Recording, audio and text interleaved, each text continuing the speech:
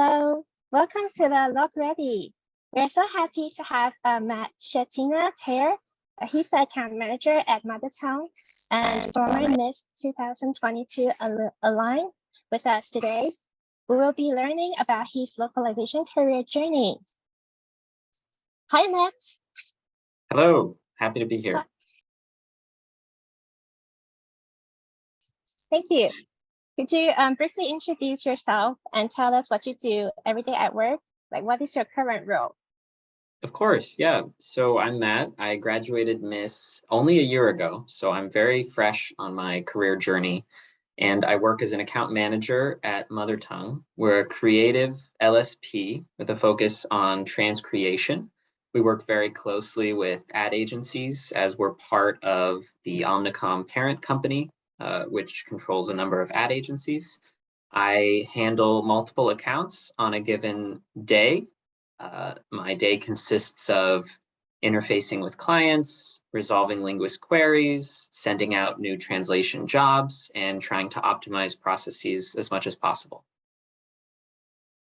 Thank you.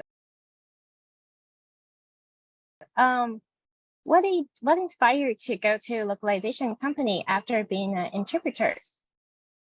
I think a big part of my decision was not wanting to work freelance. It is very challenging not having job security, let alone things like healthcare and benefits that, unfortunately in America only really come with a full-time job. But in addition to that, I also was really drawn to working on a team. I work best when I have shared goals with other people and when I feel like I'm working towards a common cause. And of course, I thought localization was very interesting because it was a chance to reach more audiences and more people beyond just my French-English language pair.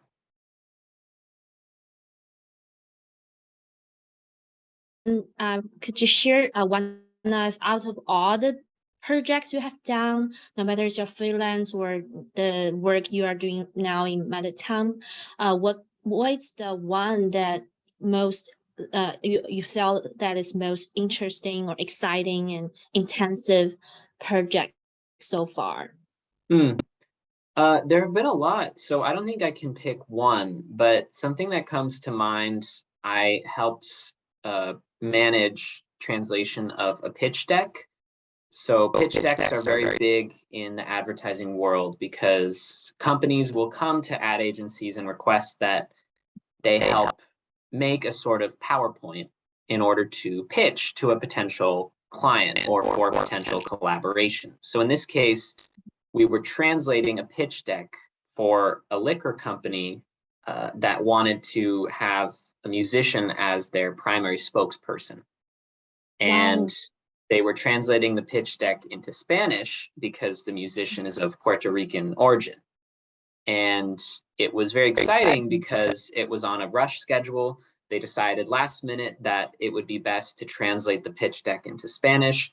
It was Puerto Rican Spanish, so somewhat specific of a locale that we had to track down a translator for. And the challenge was that as we had already sent it out for translation, and then the client actually started making more and more edits on the English.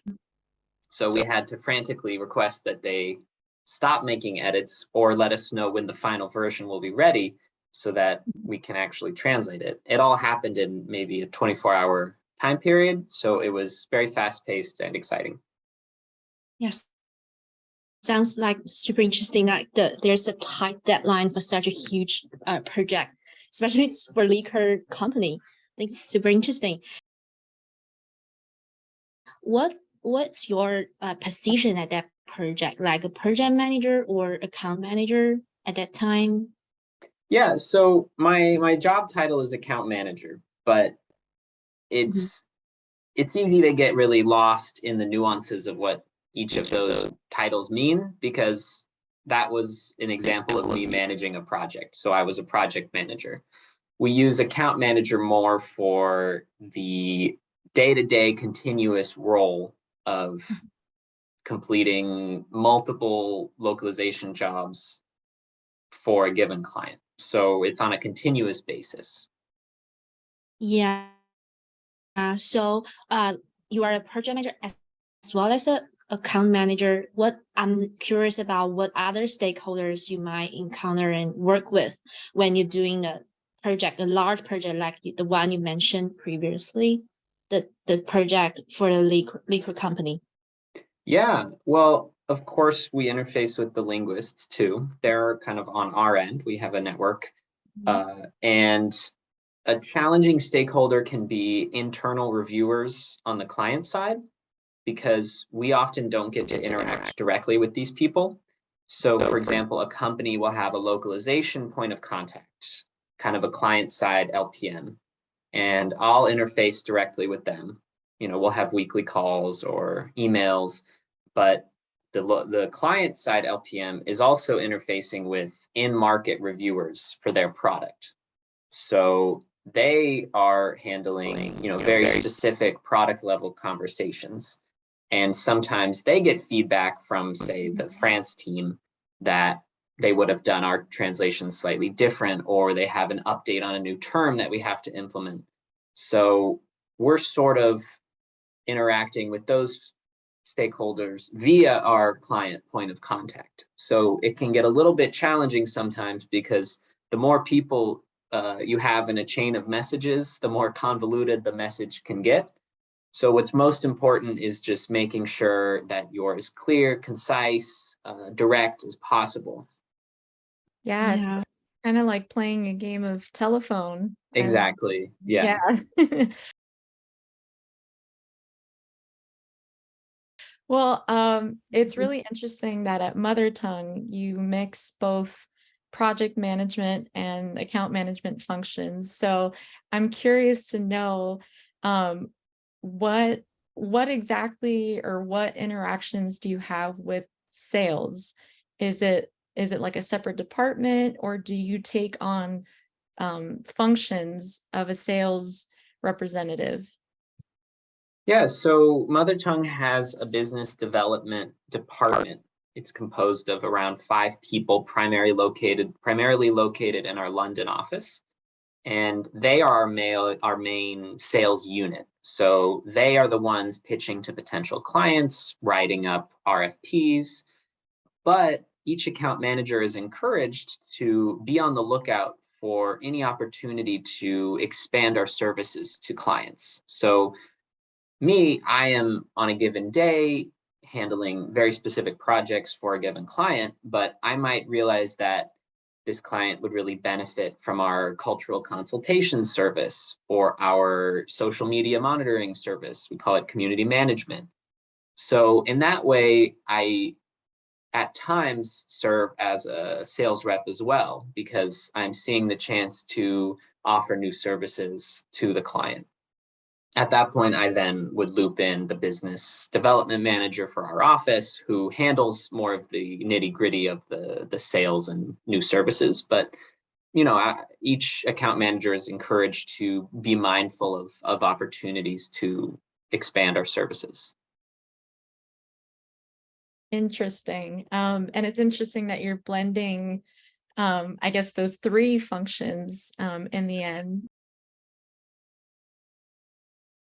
If I could go into what hard skills do you think would help would help make you successful in this role? Which hard skills are needed? So hard skills, you mean, for example, tools? Technical skills. Yeah. Well, I think that your miseducation is setting you up really well for the hard skills. You need to be prepared to constantly learn new tools, new TMS, CAT tools. And I think that after leaving MIIS, I was pretty well suited to work with different tools. Like at MIIS, I spent a lot of time working in SmartCat, you know, several different tools. But in my job, for example, I use XTM and SmartLink. So you learn one and you're kind of ready to learn another one. So definitely having that. I think being able to navigate more business tools like supplier platforms, being a bit more familiar with how POs work and invoicing, that kind of thing is really important. So any sort of hard skills you can build, learning how to write a purchase order or learning what it looks like to approve an invoice, that kind of thing is really valuable. Thank you. Thank you. That's great advice. Just going into our last question. So our project name is LocReady, and that means localization ready. Can you tell us what makes a person LocReady in your view, and what advice would you give to people who are graduating, like us, for example? I don't know. I don't know if I'm LocReady. I think it's a constant journey to be ready to work these kinds of jobs. But I think the biggest thing is pushing yourself to think on a really large scale. That's probably the most challenging thing, and what I keep returning to in the day-to-day hustle of emails and meetings. It can be really easy to lose sight of what you're doing on a large scale and what the ultimate goal is. So it's really important to, it's a stupid expression, but to not lose the forest for the tree, to keep a really broad mindset. And that will also help you, because sometimes it's really challenging to wrap your head around the project itself, right? If you're localizing a project into 60 languages, there are a lot of things that you're going to have to consider. Each language has different needs, and each language will request different things. So you really need to double down on your understanding of the broad project goals. You need to be ready to drop things if they're not working, pick up new things. I think a very open mindset, thinking at scale, and just being prepared to constantly adapt is one step towards being ready. Yeah, and I think sharing that knowledge also really helps just get a better idea of what trends are coming into the industry. So thank you for sharing your knowledge. Of course, yeah. I need to expand a lot, trends. I think a big thing is AI. That's coming, and that's here, and it's growing. So I think it's an everyday effort to be ready, as you said.